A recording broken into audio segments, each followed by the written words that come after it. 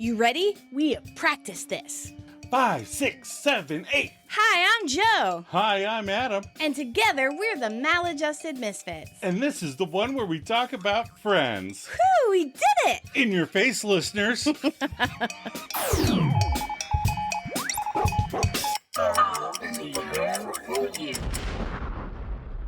Welcome, Misfits, and hello to any new Friends fans that stumbled across the podcast. Every week, we rewatch the next episode in sequential order because that makes the most sense. We break it down And look up trivia. and give our own maladjusted take on the whole Dickin' Rockin' Dickie Eve episode. And we try to make each other laugh. And fingers crossed, one of you too. Hello. Hello. How are you? Good. Hang on. Warning music. Morning music. Yep. Joe has an admission of guilt. Oh, man. So I tried to convince myself that if I don't write something down, I'll try and remember it. Right. But I'm going to be 54 this year. And the truth is, if I don't write it down, I don't remember it. Yeah, you don't always remember. No. So last week, when we were doing the reviews, I credited one of the reviews to Rochelle W. Okay. Because she writes in a lot. Right. Comments. We love Rochelle. But it was actually Michelle TB who wrote the little review at the beginning. And I feel really bad because she wrote me and she was like, hey, just felt weird because those are my words and you put someone else's name there. So apologies, Michelle TB, crediting you for your review. Please keep writing in and I will write it down. Yeah, there's certain things on the podcast that I do that you don't take any charge over. That's right. And vice versa. True. And I trust that you're doing your job correctly. No. Wow, that's harsh. I feel like I'm getting a performance review right now. This is just a verbal warning. Oh my God, it's not looking good. All right, tell us what episode we're doing this week. This week is the one with the routine. And what's the IMDb plot? On the set of Dick Clark's New Year's Rockin' Eve, Joey tries to kiss Janine at midnight, and Monica and Ross resurrect their dance routine from high school. Meanwhile, Rachel, Phoebe, and Chandler look for Monica's Christmas presents. I like that resurrect in there. Yeah, that's cool. It's not a zombie. I would never tell you something was not a zombie. Our episode director is none other than Kevin Bright. Of course he did. It's an iconic episode. Yeah. Although it's not in the top 10 of all-time favorites for fans, they remember the routine, but they're not so much a fan of the rest of the episode. Yeah. I think I might fall into that category. Yeah. I mean, the other stories are like, oh okay. But the routine is hilarious. Yeah. So I read an article on the Television Academy's website talking about the episode 25 years later. Okay. Kevin Bright and the showrunners designed the dance to celebrate sibling nostalgia. Oh, super mission cute. accomplished, I think. Exactly. Okay. It perfectly captured the Geller siblings' total lack of self-awareness and how their middle school year awkwardness leaked into their adulthood. I love that sentence. Yeah. It's so cool. It worked that way for everybody, I think. The delightfully unhinged sequence was set to the song Trouble with Boys by Loretta. Oh, okay. Yeah. I just hear her going, boys. I know. It's Boys. such a funny song. So also in the article, David Crane said that the amount of commitment, you believe that they had been doing that routine every year since they were 14. Yep. How much David and Courtney invested in it was just fantastic. In terms of the choreography, one of the things I love is that even though we're still shooting the episode in 1999, it looks like the dance would have been done in 1985. That it does. All the moves are so of the time. I mean, just all the talk about the millennium and the Y2K in the episode is great. But I love that the dancing feels like it's 15 years old. And Kaufman chimed in, well, that actually was one of the things that she loved about what they do, how much they're enjoying it. Yeah. Monica and Ross and David and Courtney are having so much fun. They are having fun. I feel like they break it out at holiday picnics and stuff. Do the routine. Our episode writer is Brian Boyle. He had story by or writing credits for 27 episodes, seasons 5 through 7, and then went on to produce and write for the series American Dad. Oh, yeah. Nice. Yeah. Very nice. So when was our original air date? The original air date was December 16th, 1999. The last episode in the 1990s? The last episode of the millennium.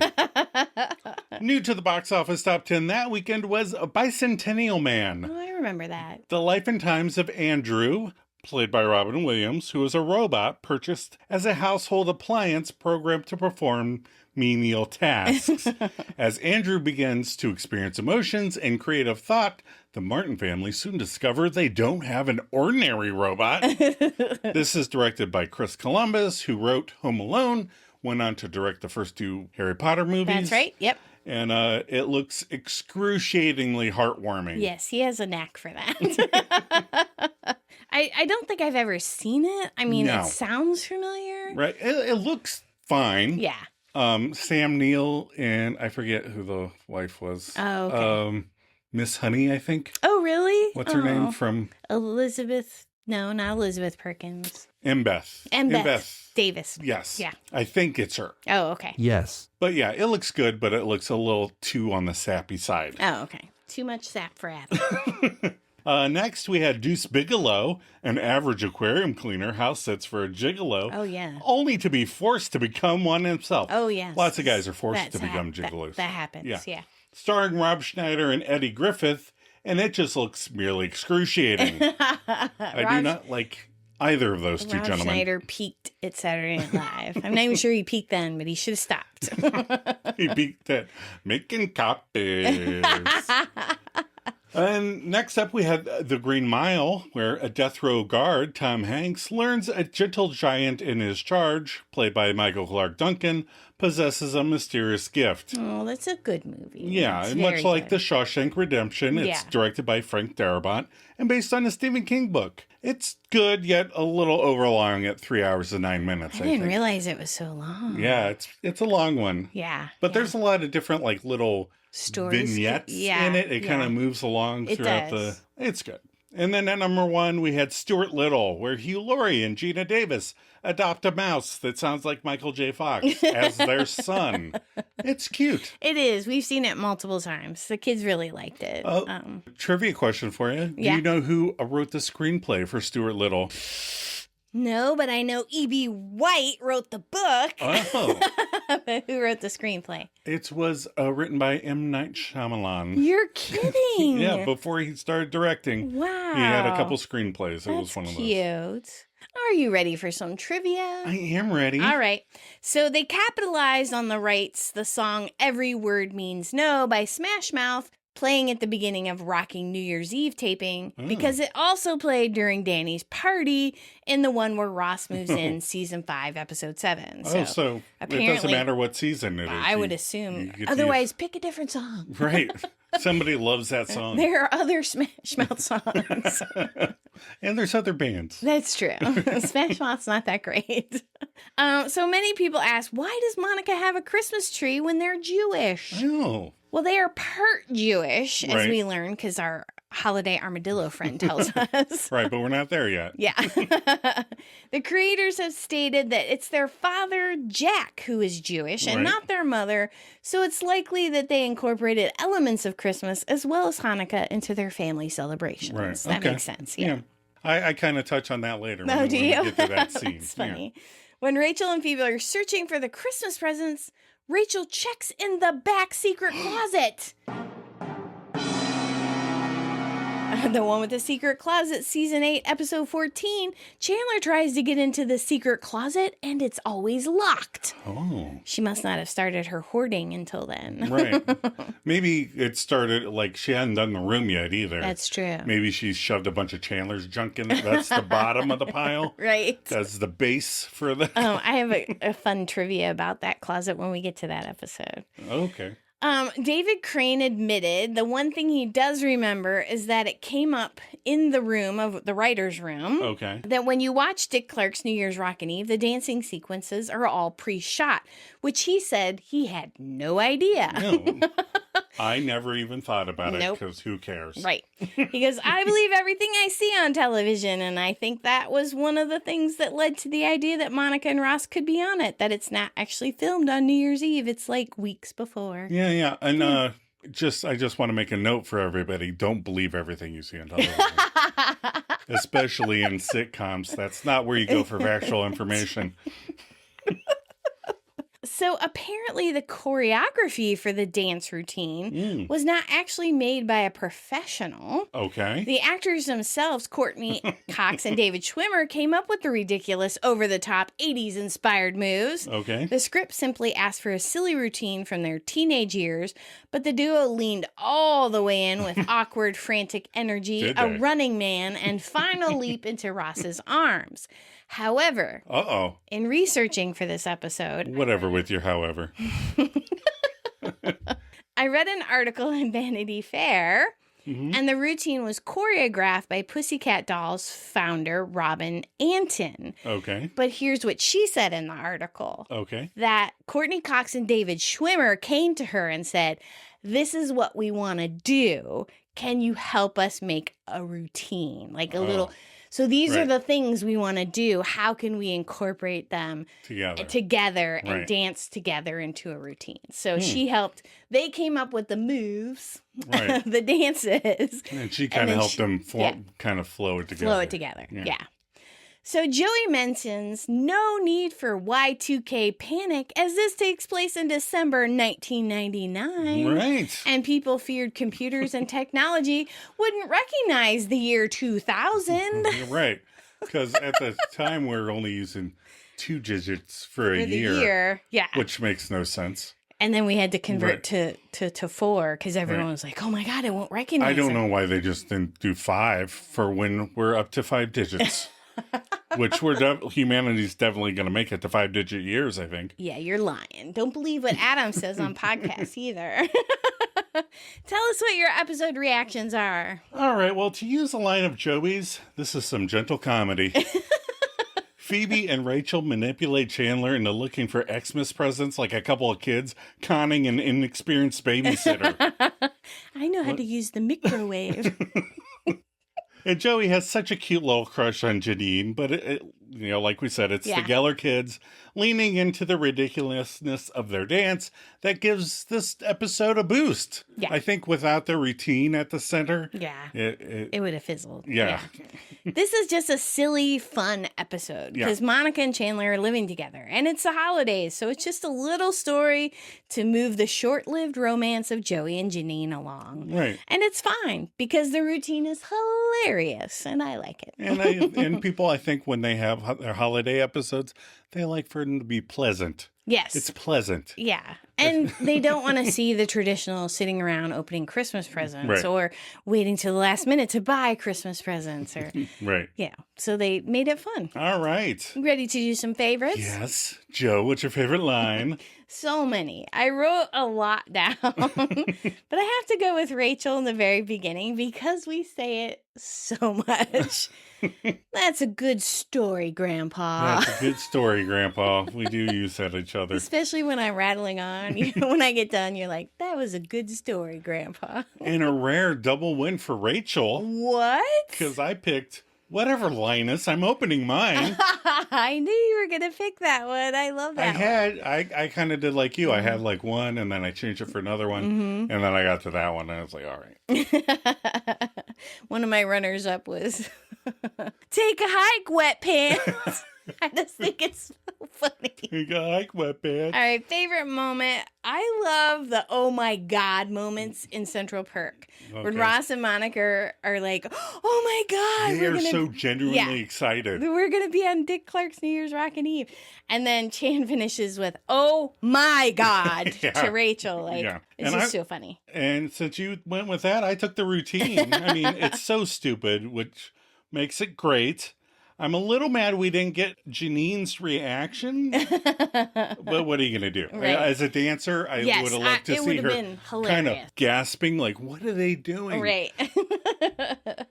All right, favorite outfit. I like Rachel's red sweater that looks like it's inside out. You know, Yeah. it has the seams on it. That was It's really cute. Yeah. And then she has gray pants on, but that Yeah. sweater is adorable. Yeah. And I'm going ironic again this week with Janine's Rockin' Dick outfit. Oh my God. She looks as if the original Starship Enterprise had a burlesque show. I mean, those pants are out of this world. The top with its metallic-y belt bottom, and her hair is doing that woohoo thing. It's really funny. It's like, that is a strange outfit you have on. And it's funny because she's so pretty, and then that hair is like, her hair looks ridiculous. No. All right, are you ready to talk about our themes? Yeah. Themes we explored in this episode. Theme 1, Dick Clark's New Year's Rockin' Eve. Yeah. We did not watch this. No. We did not watch The Party People, but let me tell you, a lot of people do. It averages about 30 million viewers every year. Do they watch it, or people just kind of have it on in the background? They're waiting for the ball to drop, basically. Yeah, they have it on mute. We used to turn it on just to see the ball drop, and then we realized, we could look at our watches and say, it's 11:59. And then when our phones started to do it, it was like, we don't even need that show anymore. Yeah. The first special aired on December 31st, 1971. Ooh. Its first 3 editions were broadcast on NBC and hosted by Three Dog Night and George Carlin. Oh, nice. Yeah, now I probably would have watched that. Right. With Clark anchoring coverage from Times Square. So Right. he did the live in Times Square. Right. Just like he always did. Yes. In 1974 through 75, the program moved to its current home of ABC, and Clark assumed the role of the host. Dick Clark hosted New Year's Rockin' Eve annually from 1972 through 2004. Right. Although Clark died in 2012, it is still called Dick Clark's New Year's Rockin' Eve, hosted currently by Ryan Seacrest. That is, I think it's weird when they do stuff like that. Like, they have RogerEbert.com now, and they'll be like, this movie's great. And it's quoted as Roger Ebert's website. And I'm like, but he died. Okay. Okay. How are we going to get the new people in if they can't even get their name on? All right. Theme 2. Yes. The routine. Okay. I said if you turned in this week, I would tell you about the routine the boy and the girl kid did when they were little. So Joe's Company Picnic every summer, they would have a picnic in the same little plot of land that the owner had. Yes. And there was a couple little stages in the woods. Yep. And you had to plan the shows for everybody. Yeah, I got suckered into it. Yeah. And because I'm a sucker for Joe, I always got sucked into helping. Yes. And we had to come up with a little skit for the kids to do. Yeah. So one year we had a talent show because we used to do we did a play and you had to do the props and the stage and everything. So this year was a talent show. Yeah. So the kids did a routine to the song Fell in Love with a Girl by the White Stripes. And the routine was breakdancing. Yeah. So they were on the stage. They had their hats all whopper-jawed. Right. They were back-to-back with their arms crossed. Yeah. And they held up signs that said breakdance. Yeah. And then the music kicked in. Right. And, it's a fairly fast song. Yep.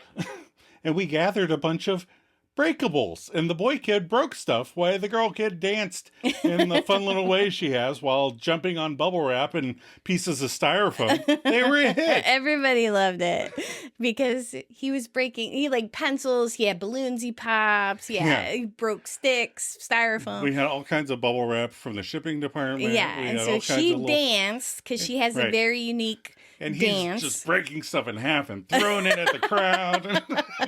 So it was pretty funny. They had a good time. Yeah. All right, theme 3, finding Christmas presents. Mm-hmm. I mean, I understand Rachel and Phoebe. It seems like Monica would be the person, cough my mom, who would say, you don't have to get me anything special. It's the thought that counts. When really it's not. And they actually mean you better get me something fabulous or else. Right. I have no trouble because we have notoriously always given out presents to each other prior to any holiday, anniversary, birthday, Christmas, every year. Perhaps I do that so I can gauge your reaction and then pivot to get you something else if needed. Oh. Maybe. I see what you did there. And theme 4, kissing Janine. I mean, kissing Janine. It was a big deal since she had told Joey she wasn't interested, and then they almost kissed at the fake party, but then they kissed when they got home. That Joey's a smooth smoothie. He's probably thinking like, I knew she liked me. All right, we're going to take a quick break before we break down the episode.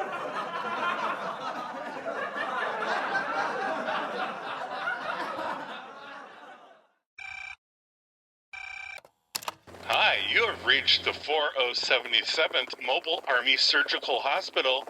If you have a message for Jack or Judy Geller, leave a message after the beep. Mom, Dad, it's Ross. And Monica, you losers are never going to guess what. Monica and I got invited to the dance party of the millennium. That's right. We're going to be dancers on Dick Clark's New Year's Rockin' Eve. And the last one of the century. Ross, let go of the phone. Hang on, Monica. We'll try and get Dick Clark's autograph for you guys. But we'll probably be too busy dancing out the year. We're going to be partying like it's 1999. I told you that doesn't make sense because it is 1999. In your face, Mom and Dad. Yeah, in your dumb faces. We love you guys. Bye-bye. Love ya.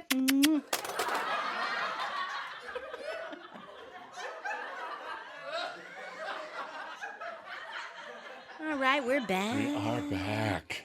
So we begin this Xmas/New Year's episode at the Geller Bing residence. We have two Jewish people, a New Ager, an agnostic, and a Catholic decorating an Xmas tree. Sounds like our house. Chandler starts us off by going, let me ask you guys, why is everybody using these tiny lights nowadays? I remember when people used to use big lights. And Rachel sarcasms at him. That's a good story, Grandpa. Because network sitcoms don't think it's funny to point out that those old giant light bulbs burned down thousands of homes. You got to go to HBO for that kind of comment. Anyway, a third Jewish guy enters, Ross, with an exchange of haze. Rachel was the other Jewish person in the beginning. She's Jewish too. Oh, you did? She is? Yeah, I looked them all up. Okay. A shocked Ross proclaims, wow, Monica's letting other people help decorate the tree? Did someone get her drunk again? Or and the decor of the tree is pretty slovenly done. It's like, come on, guys, you're not 2-year-olds. But Monica sounds like a Who from Whoville as she goes, having a perfectly decorated tree is not what Christmas is about. It's about being with the people that you love. She does sound drunk. And with that, Phoebe announces, that is nice. And we're done. Ta-da! And the buffet side of the tree looks like they shoved a bunch of tinsel into a t-shirt cannon and then blasted that old Tannenbaum. And Chandler is grappling with the nostalgia, saying, I don't know, it just doesn't quite feel like Christmas to me. And then Monica goes, oh, here. And she grabs the tree and she spins that slovenly side around to face the window, showcasing her perfectly decorated side. And Chandler nods along with Rachel. Oh, see, now that feels like Christmas. And at 40 seconds, that wraps up, I think, one of the quickest opening scenes we've had. Oh, really? Yeah. Q, I'll be there for you.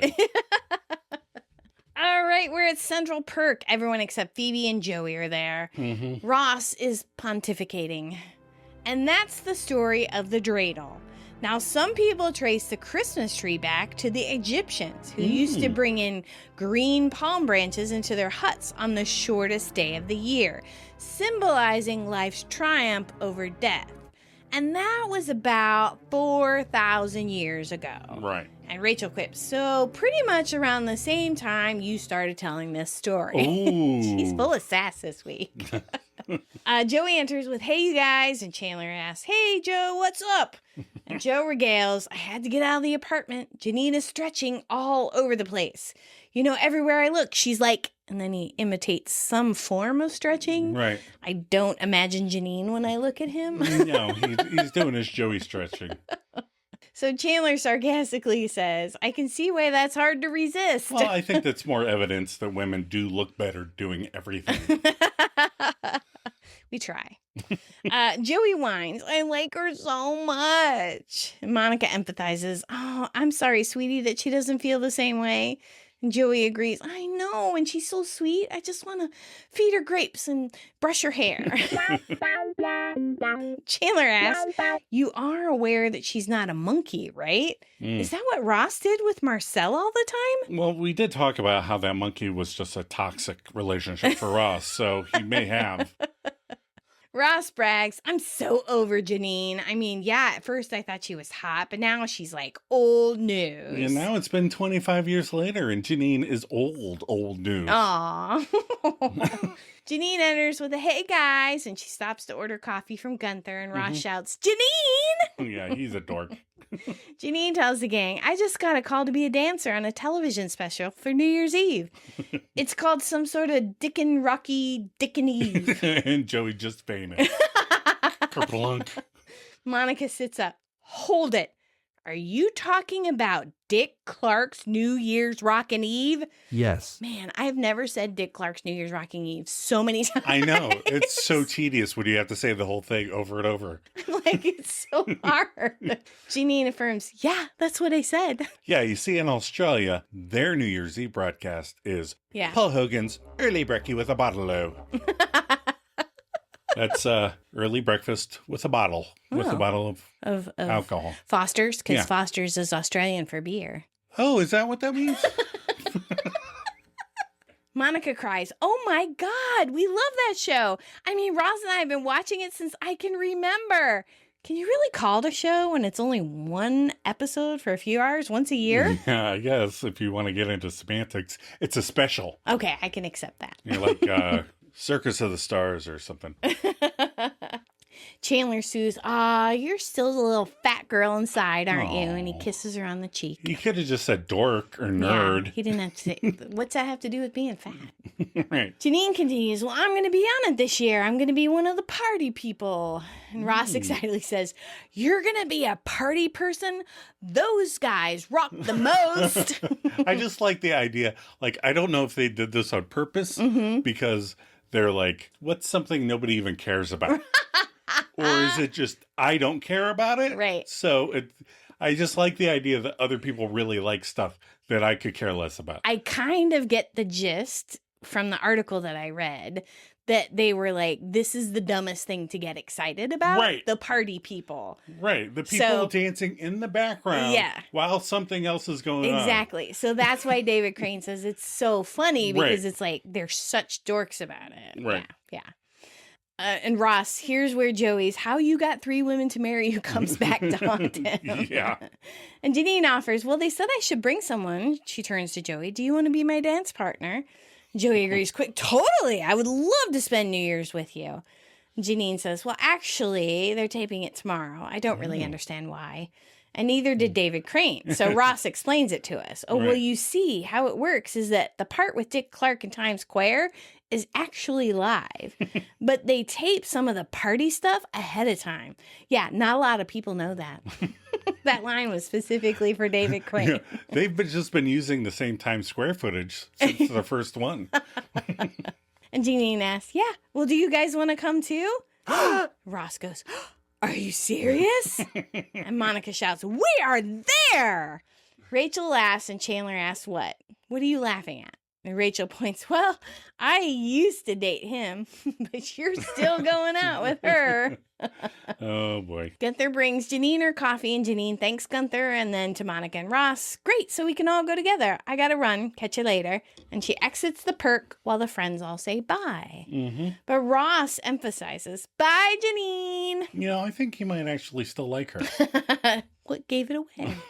Joey asks the gang, did she just ask me out on a date? No. Chandler shares, I don't think so. And Monica questions, what are you talking about? She just invited him to the biggest party of the millennium. I like that Ross and Monica are on his side. Yeah. Rachel says, yeah, but she also invited you and Ross. Yeah, honey, I'm sorry, but I don't think that was a romantic thing. Joey says, oh, maybe. But hey, yeah, I know how I'll figure it out. We're going to a New Year's Eve party, right?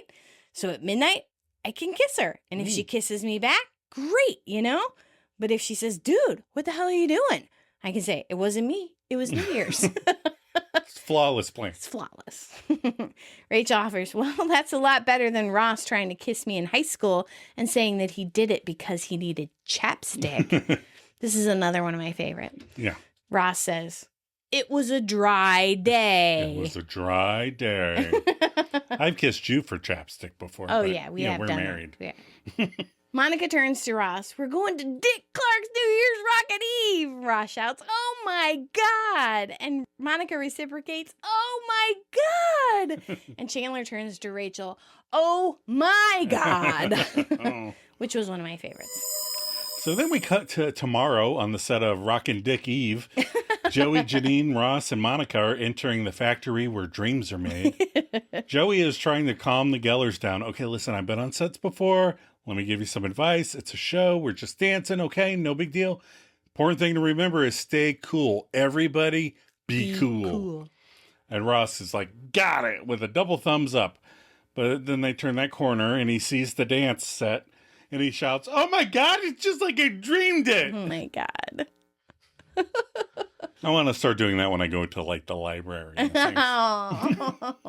The stage director calls out, okay, everyone, gather up. And Monica and Ross push their way to the front like they're trying to be the stage director's pet. This SD is going to have a bee in his bonnet for the entire recording process. Yeah. So I think he might just be a little hot because he's got on a flannel shirt and a sweater vest over top of it. Yeah, and he's taping a dancing thing. Yeah. He's like, here's what's going to happen. The music's going to start. You're going to dance. We're going to tape. You don't look at the camera. Any questions? It's pretty simple, right? Yeah. And Ross jumps up jeering. Yeah, I have a question. When is this going to air? Oh, my God. And he and Monica laugh. The stage director goes, yeah, now you guys dance over there. You guys dance over there. And I want you two right up there, around here. Everybody else spread out. And then there's some cut lines. Monica tells the director that they would prefer not to dance together since they're brother and sister. Ross agrees, saying it would seem kind of weird. The director answers, would it seem as weird as coming all the way down here and then having to go home right now? Wow. I'd be like, okay, Ginger Nut, this is for cutaways during Clark's Eve Dick Rock. You can take it down a notch. But Joey leans up to Ross and goes, Ross, when is it going to air? Oh, my God. Come on, Joe. What? Oh, other Joe. We're back at Monica and Chandler's apartment. Chandler is there. Yep. Rachel and Phoebe rush into the apartment while Rach shouts instructions. Okay, you look in the kitchen and I'll look in the back closet. The Sanford & Son closet. Right. Bow, bow, bow. Bow, bow, bow. Chandler sitting on the couch quips, I can save you time, ladies. I'm right here. So Phoebe instructs, yeah, Chandler, why don't you go take a walk? This doesn't concern you. Go take a long walk off a short pier, wise guy. Rachel informs us we're looking for our Christmas presents for Monica. And Chandler questions, what? That's terrible. Are you 8? Phoebe assures, no, we do it every year. And Chandler goes, oh, well, that makes it not terrible. Phoebe continues, no, yeah, we never find them. She's always bested us, that wily minx. Rachel says, don't worry. We're just going to search here for an hour and then we're going to go over to Joey's and search, okay? All right. And Chandler whines, no, not okay. You can't look for Monica's presents. Phoebe sharply says, but we have to. Chandler scolds, no, you don't have to. And you can't because I live here too. He's putting his foot down. Phoebe offers, well, then you should look with us. No. Chandler questions why. Rachel inquires, Chandler, aren't you worried about what to get Monica for Christmas? Chandler confidently says, no, I have a great idea for a present for her. And Phoebe offers her sarcastic rebuttal. Oh, that's it. A great idea. Phoebe really should have taken a debate class behind that dumpster, too. Bonjour. Rachel then offers Chandler, that's not enough. I mean, what if she gets you a great present, 2 medium presents, and a bunch of little presents, and you've just gotten her 1 great present? I mean, that's just going to make her feel bad. Why would you do that, Chandler? Why? Which I got to point out, Adam is great at the big, medium, and little presents and not going over budget. Mm-hmm. We both get the same amount, and I spend it all on 1 big present, and he gets me like 8. I don't know how you do it. Like this. Did you see it? No. Do it again. Chandler easily persuaded, if I help, we can find him faster. Rachel agrees. That's right. Phoebe looks under the couch and pops up shouting, ooh, we have a live one. Rachel shouts, ooh, it's a Macy's bag.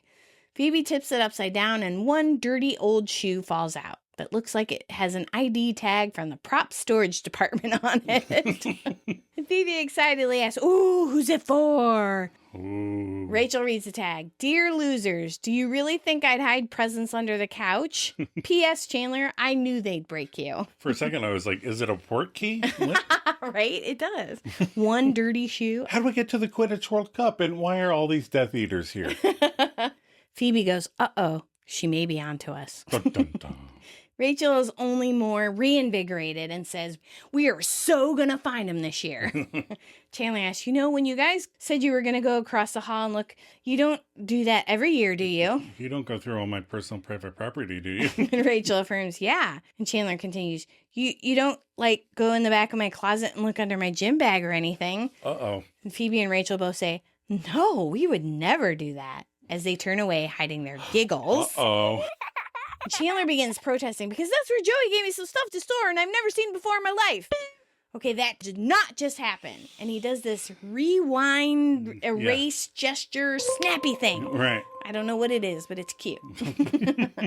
Okay, I gotta ask, what do you think it is? I mean, porn is normal. So right. Why would he be worried that they found porn? I mean, what secret did they find out about Chandler? Well, I don't know why you're asking. I feel like you're just going to make me bleep out my answers later. No, I really want to know. Well, it's probably some porn and then maybe maybe a or it could have been or Yep, you're right. You got to bleep all those.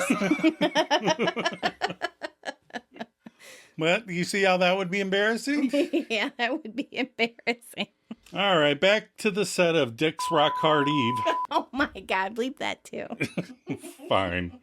And we have ladies dancing and lords a leaping, and Monica and Ross are doing that crazy hand jive as Monica gives Ross a heads up. Okay, here comes another camera. And I feel like I need to point out a couple of things. Okay. One is nobody here is dancing very well. Well, the music sucks. They're doing that barely moving your feet thing that people do. Also, I don't know why, but it cracks me up that Ross is wearing sneakers. Really? Yeah. Oh, that's funny. I didn't notice. So Ross tells the sis, right, no biggie, stay loose. And the cameraman does the move where he backs against them and then pans around them as they're busting sweet moves. But Kenny, the camera guy, keeps his back to them and then he veers off away from them. And Ross questions, why do they keep doing that? And Monica points out, if we want to get on camera, I think we have to get up on one of those platforms. They've been taping the people up there all day. And Ross agrees. During that exchange, you can see that tall dingus. Yeah. But he's just standing there in the background. I find it strange that he never dances. No, because every time you see him, he's off to the side. Yeah. In this part, he's standing there with his hands in his pockets. Jeez. The Gellers, white people, dance their way over to the platform. Ross asks the other dancing people, hey, how'd you guys get up there? And Dancer Girl give the siblings a bit of attitude here, going, we learned how to dance. And then Monica snaps back, well, when you learned how to dance, did you figure out how to put on underpants? I do like that. Which was almost my favorite line. It was, a contender. But Monica turns her head, I think, after she sees too much. Yeah. She's like, oh, I was making fun of it, and now it's trying to eat me. Ross helps with a yeah. I like how the camera pulls back to show Joey and Janine in the foreground. Yeah. And Janine lies to Joey, hey, you're a good dancer. Pat a beret, something, jazz hands.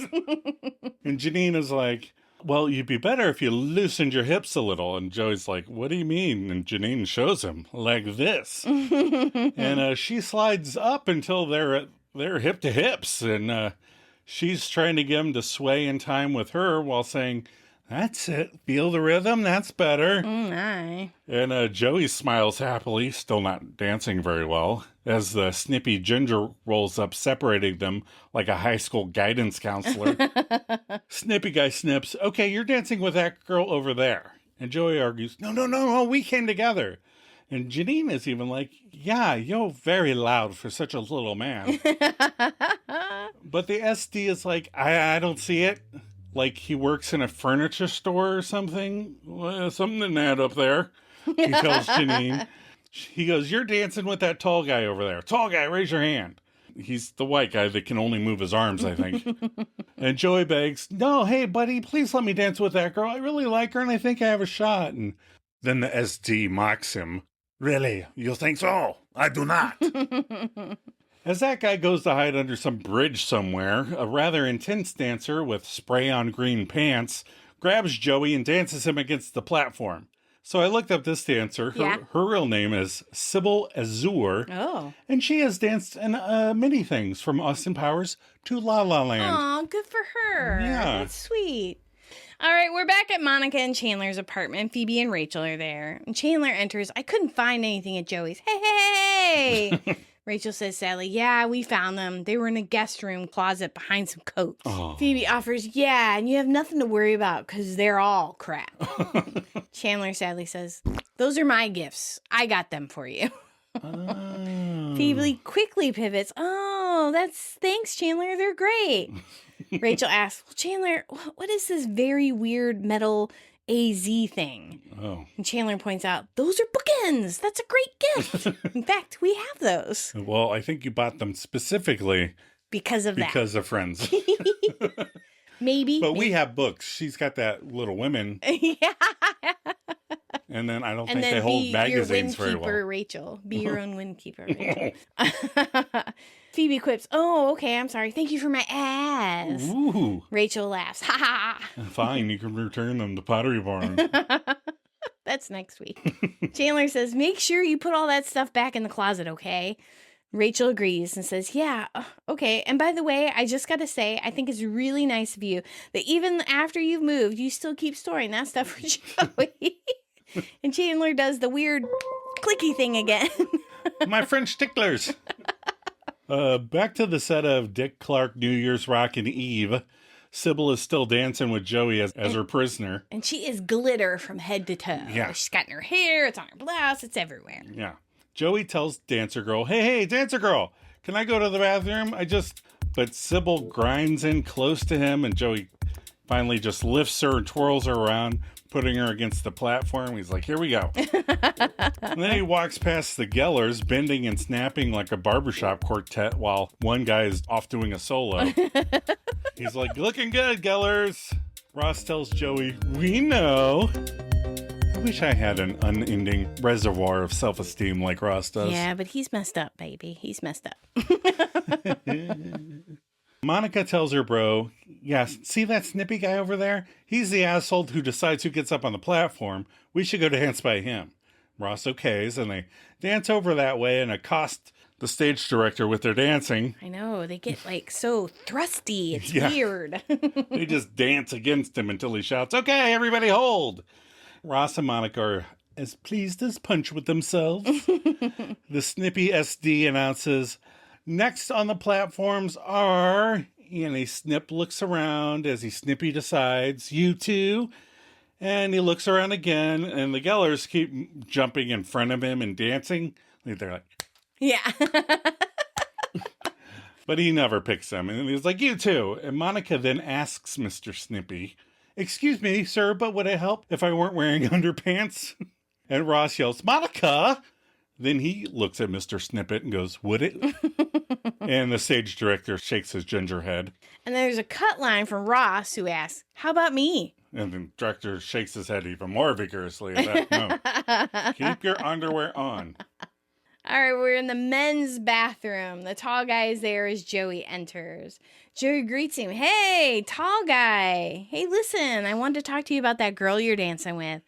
So I'm going to start calling him Sleazy Tall Guy. Yeah, so don't he blame agrees. She's nice, huh? To think I almost brought my wife to this. Ooh. Even Joey is like, "Okay, douche. Yeah, okay. Look, buddy, I came with that girl, and I had this plan to kiss her at the New Year's countdown. I'm trying to win her over. So I was wondering if..." Sleazy Tall Guy goes, "Nah, I don't think so." Joey offers, "Oh, come on, man. You can dance with my partner. She's a real mellow."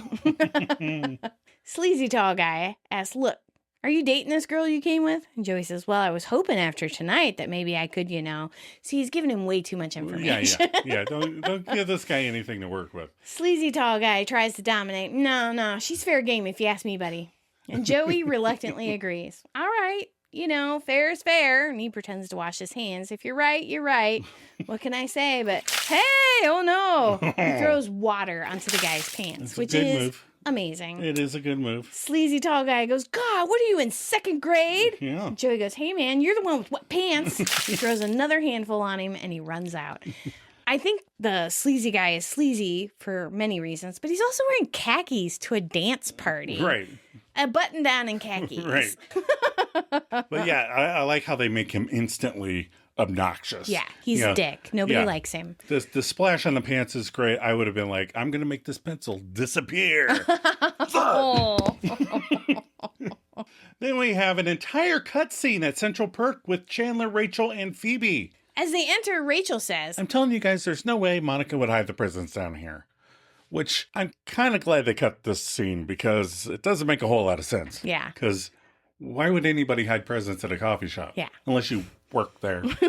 But Chandler says, while pointing to a Tommy Chong Santa, and Chandler goes, but she did. Look, there's that old hippie I always wanted. Doesn't he look like Tommy Chong? For sure, man.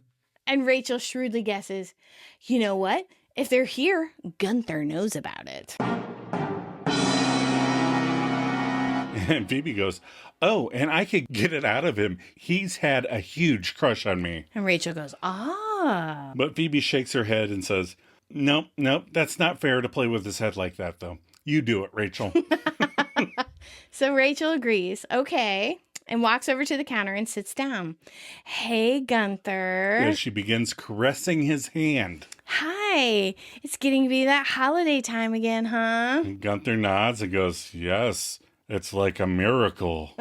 And Rachel continues, still stroking his hand.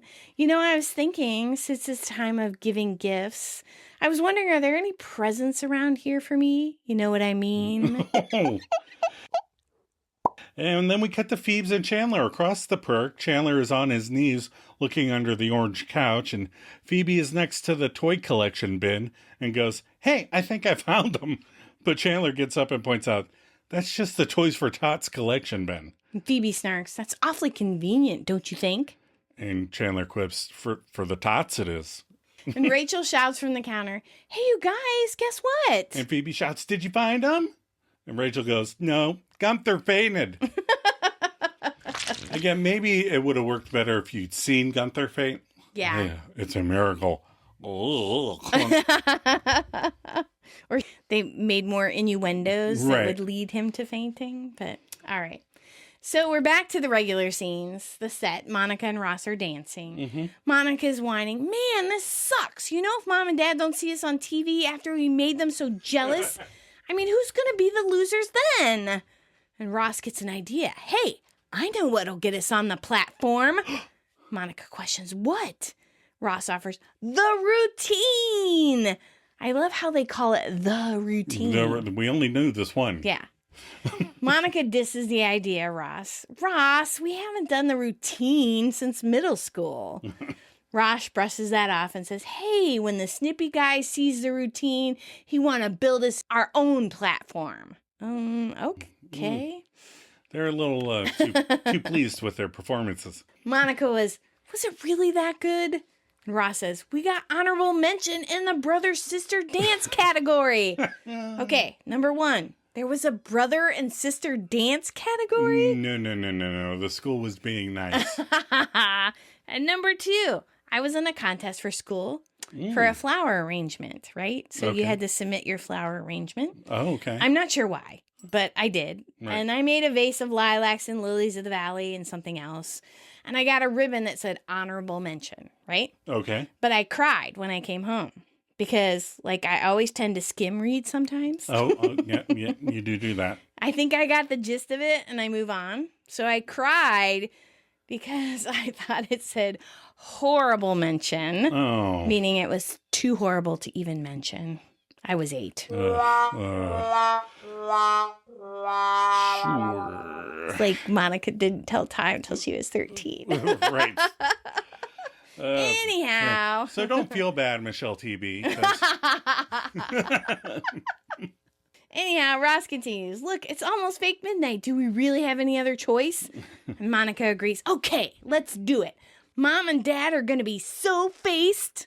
Do you remember saying so-faced? So-faced? No. No, me either. But it was 99. It could have been like a yeah, we were kid graduated thing, by then. Cool kid thing to say then. I don't know. They move and push dancers aside to clear space, and Ross points to his eyes and then to Monica's. Oh, yeah. Monica shouts, 5, 6, 7, 8, and they start the routine, which consists of the running man. Yeah, they're running in place. The cabbage patch. Oh, yeah, the shoulder work. They do a moonwalk. Oh, yeah. The wave. The sprinkler. Leapfrog.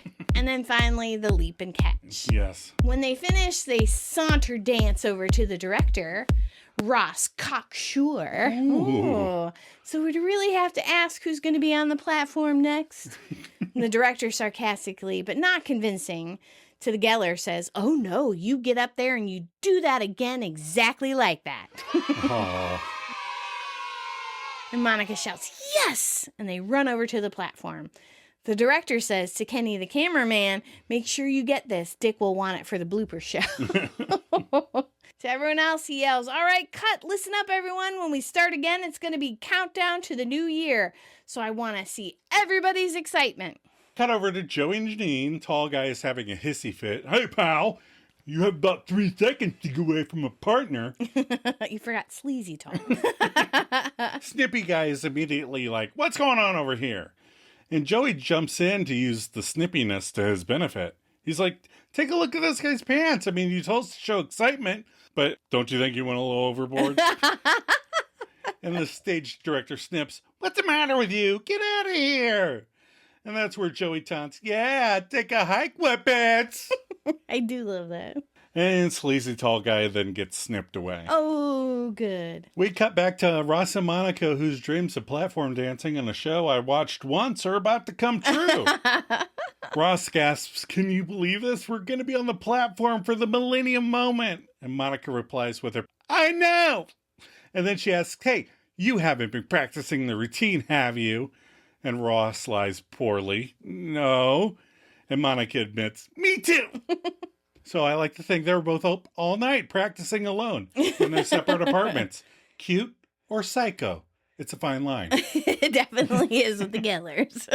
Ross throws out a suggestion. Hey, when the music starts up again, I was thinking about maybe going into the robot, you know? And he does the standard robo dancing. Yes. It's really hard to do dancing on a podcast. Yeah. This is when Monica offers Ross, I think we should stick to the routine.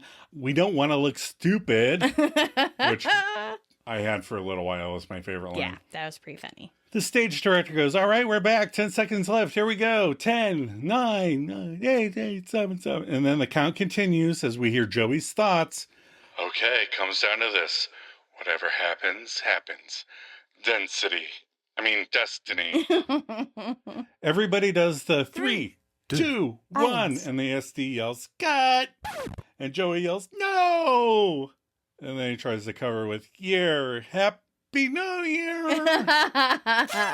And the stage director explains to us, okay, here's where we go to the live shots at Times Square. Nice work, everybody. That's a wrap. Don't let the door hit you in the ass on the way out. But we have a couple cut lines.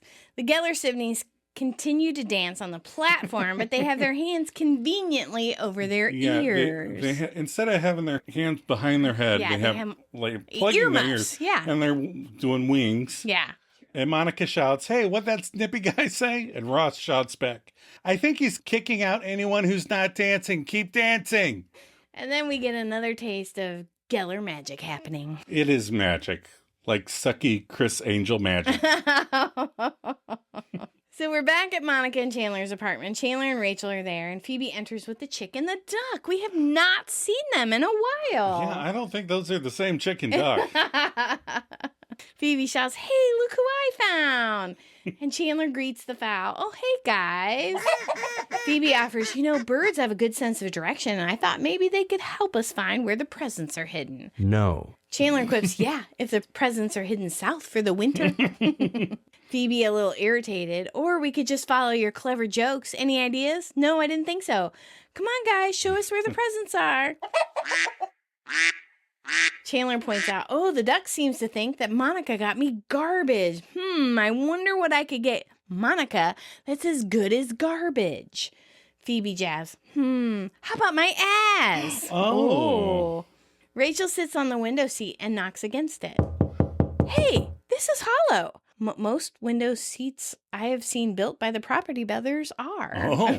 It's extra storage, they say. Oh, well, if Sequoia and Sandrine say it. Phoebe goes, what? Rachel points out, this bench, it's hollow. I can't believe I never knew that. She pushes all the pillows off and opens it. The presents! And Phoebe shouts, no, don't look directly at them. And Chandler is like, what? Phoebe agrees, all right, no, we can look at them. Yeah, let's look at the presents. They proceed to pass out the presents, which I find funny that it's just their presents, not Ross, Joey, or Jack, Judy, just Chandler, Phoebe, and Rachel. Yep, convenient. Phoebe shouts, and the big one's for me. Rachel excited says, ooh, let's open them. And Chandler is on board and excited, but then says, wait, we can't do this. The girls go, why? Chandler says, I don't want to know what Monica got me. You know, I mean, look, I'm sure she worked really hard at getting me a present and wanting to surprise me. And you guys are going to ruin that. And look, we have to put these back. This is not what Christmas is about. Rachel counters with a smirk.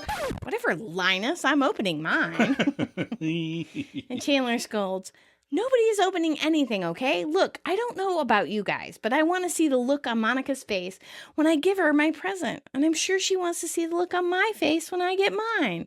So please, can we just put them back? Phoebe says, will you get us better gifts?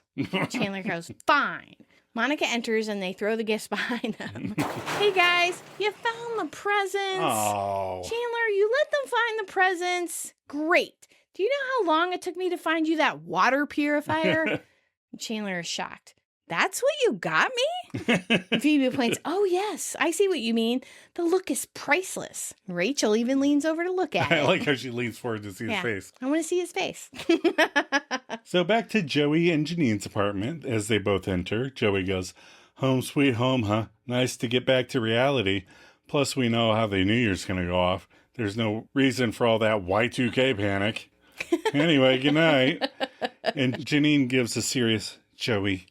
And Joey asks, yeah? And Janine takes the Tribbiani by his hand and counts down. 3, 2, 1. And she leans in and does that 90s tongue out kiss, you know, like Guns N' Roses videos and stuff. And she's like, Happy New Year. Joey, flabbergasted, goes, oh, yeah, what's that for? And Janine explains, well, I know we rode the subway all the way home in complete silence, but now that we're here, I don't know. Tonight when they yelled cut and we didn't get to kiss, I was really, really disappointed. I just really wanted to kiss you. And Joey responds, really? Well, in the moment, I wanted to kiss you too. In the moment. Janine agrees in the moment, and Joey talks more, but only in the moment. So do you want to kiss again? And Janine gives a fake out ploy. Sure, New Year's Eve is only 2 weeks away. Can you wait? And Joey admits, no. And Janine shakes her head. Me neither. Aww. And Joey starts a countdown. 3, 2, but Janine teases, Joey, you don't have to count down every time we kiss. And Joey explains, yeah, okay. Except I sort of felt like I needed a couple seconds to get ready. And they kiss as this annoying-ass version of Old Lang Syne starts to play. I don't care for that song normally, but this version really ruffles my feathers. You don't have feathers. I could have feathers. And now we're at the tag. Monica and Chandler's apartment. Everyone except Joey is there. And Monica goes, we were on the platform, ready to dance the world into the new millennium. And the guy yelled, cut. And coincidentally enough, we have some cut lines then. And Phoebe asks, oh, so Joey didn't get to kiss Janine? And Ross laughs, nope, he sure didn't. Rachel says, wow, I guess that means you guys are still tied. And Ross, uber confident, goes, oh, I don't know about that. I think she saw us doing our routine. I may have boogied right into first place. Which why a reaction from Janine Right. would have been priceless. Right. So Rachel questions, wait, so you guys are telling me you actually did the routine from 8th grade? And Monica goes, yeah, but of course we had to update it a little. She turns to Ross, hey, by the way, great thinking about catching me. And Rachel smiled because I was going to say, there's no way you could have done the end the way you guys did it back then. Monica questions, what? We could do it. Ross agrees, I don't know. I mean, you were a lot bigger. I mean, stronger back then. I like Chandler's little laugh at Monica shouts, I can do it, okay? Come on, let's go.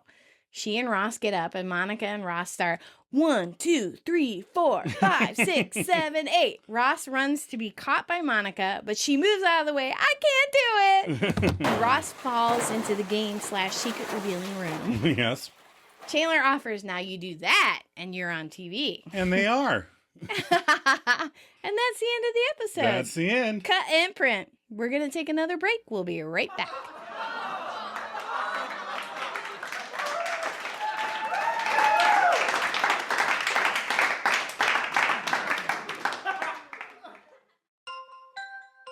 Oh, man, I can't believe that Phoebe and Rachel search for your presents every year and you knew about it. I know. I can't believe they found my fake out stash. What? Those were fake presents. I returned those after Christmas. So you didn't get me a water purifier? No, not when you already have one under your duffel bag in the back of the closet. That's Joey's. Whatever you tell yourself, big guy. Have you ever searched for their presents? I can't search for Rachel's when she doesn't buy them until 6 p.m. on Christmas Eve. Yeah, she gave me the same ear and nose hair trimmer 2 years in a row. And Phoebe always gives me incense or a candle. So, could you tell me where you hide the real presents? I promise I won't look. That's not going to work.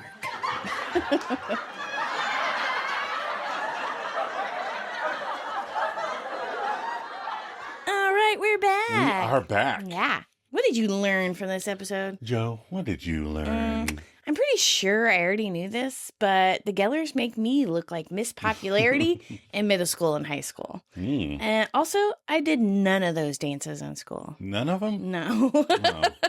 See, now, I did a routine in high school. Yes, I remember that.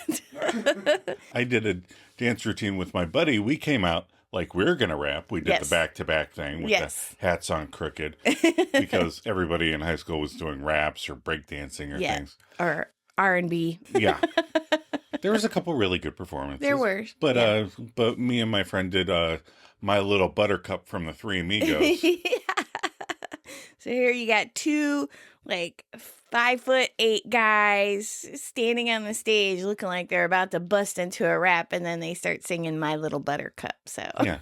And we started doing so if you just Google My Little Buttercup in the dance, I'm sure it'll come up on YouTube. Yep. It's pretty cute. And I learned that it only took Janine a 4-episode arc to fall for Joey and a 5-episode arc to move out, but that's next week. What are your final thoughts? I never had to look for my presents. My mom would take me shopping when she went for my sister's presents, and she'd just let me pick out most of my own. Yeah. I got pictures of presents I would get in the future. Aw. You're still waiting. Yep. So they still tape the party people ahead of time? I mean, how can they convince people there's going to be a new year this year? Just kidding. Oh, and do you want to know what I got you for winter solstice this year? Oh, sure. I'm not telling. What's our sweater vest tracker? Well, the prior count was 2, but we had 0. Oh. So, still 2. The snippy guy doesn't count. Yeah. The Magnadoodle tracker has a person with a Santa hand puppet saying ho, ho, ho. Ho, ho, ho. Get your hand out of there. What's our IMDb rating for this week? 8.5 stars out of 10 with 5,800 ratings. Okay, so I triple checked. This review is from a listener, Sarah H. Okay. Sarah H. Sarah H. Yes. Okay. Hello, Sarah H. So she sent in her review for the routine. She said, "This is definitely one of my top 10 Friends episodes of all time. Okay. The main storyline was great, with Ross and Monica being invited by Janine to Dick Clark's New Year's Rockin' Eve." Mm-hmm. I hope that's the last time I have to say that. Joey also gets invited and tries to secure a kiss from Janine at midnight. Courtney and David both show their physical comedy chops, as well as how they work so well together as brother and sister. Yep. While at the filming, Monica and Ross try to get filmed so they can get on TV. Meanwhile, Joey gets split up from Janine due to the director not thinking they were a good match. Yeah. While Monica is out, Snippy. Sorry. While Monica is out, Rachel and Phoebe try to find Christmas gifts Monica has hidden. They sucker Chandler into helping him. I don't think there was much pressure for Chandler. Yeah. He was like, all right. Yeah, he gave in quicker than somebody that gives in really quick. Telling them that if he doesn't want Monica to feel bad if he gives her a bad gift. I did enjoy this plot, but I'm more interested in what Chandler was hiding under his gym bag. Aren't we all? In the end, Monica and Ross do a dancing routine that they did for a middle school talent show where they won honorable mention, and I laugh every time I watch it. Yes. Janine and Joey end up kissing back at the apartment after not being able to do so at the studio. I give this episode a solid 9 out of 10. All the friends had a great storyline for a change. As for favorite outfits, it is Christmas. I'm so confused as to why most of them were wearing lavender, light blue, and pink, much more spring colors. I did like Joey's outfit that he wore to Dick Clark's New Year's Rockin' Eve. Oh, I said it one more time. Oh, no. Now he's going to manifest at my model at a town village. Favorite quote, "Excuse me, sir, would it help if I wasn't wearing underpants?" That's a good one. Favorite moment besides the routine would be when all the friends were decorating the tree at the beginning and Ross walked in and asked if Monica was drunk because other people were decorating the tree. And Monica turned the tree around so her perfectly decorated section was facing the living room. My mom used to do this when we were little. We could do half the tree and her perfect half faced the street. Oh, yeah. Yeah. That's a cute story. Thank you, Sarah H. Thank you, Sarah. What is next week's episode? The one with the apothecary table. Tell us what your synopsis is. Joey's friendships are tested when Janine gets all blah, blah, blah. Meanwhile, Phoebe realizes it's been a while since she flip-flopped on a personal conviction, so she and Rachel do a commercial for Crate and Barrel or some shit. Oh.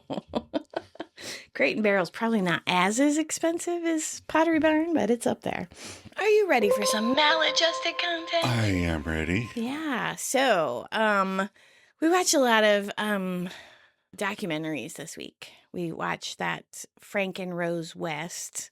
Oh, yeah. Yeah, they were from Gloucester, England, and that was a really sad story, and there was lots of twists. So if you get an opportunity, if you love documentaries, if you love true crime documentaries, it was pretty good, but you definitely will hate them. For sure. Yeah, they're very hateable. 100%. Fred and Rose. Yeah. What a duo. But we did watch The Bride. Yes. The new Frankenstein movie-esque movie. Right. With Christian Bale and I know her last name. Jessie Buckley. I was like, I know her last name is Buckley, but I can't remember her first name. Who directed that? Maggie Gyllenhaal. Oh, yeah, that's she right. She wrote and directed it. That's right. And her brother was in it. He had a small part, but it was really cute. Yeah. And it was nice of him to be in it. Mm-hmm. I liked it. I thought it was really good. It was really good. It was very different. It's not like the regular Frankenstein story. So yeah, I thought it was different and it was good. And it's a little bit of a feminist manifesto. Yeah. Which is fun. Which, you would not expect anything less from Maggie Gyllenhaal.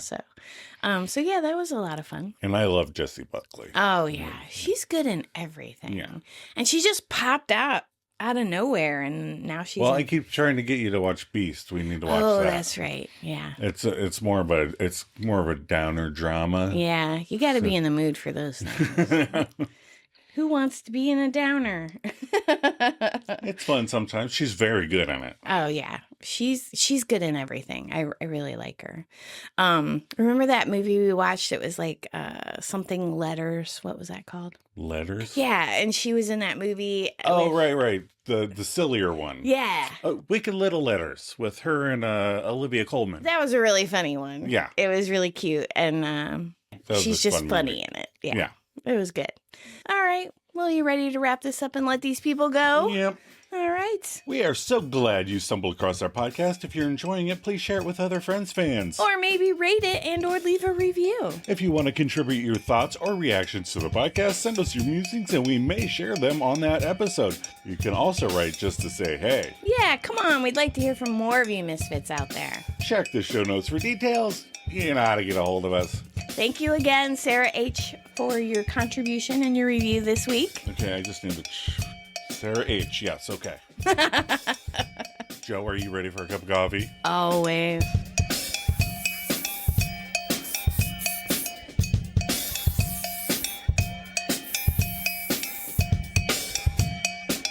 Take a hike, wet pants.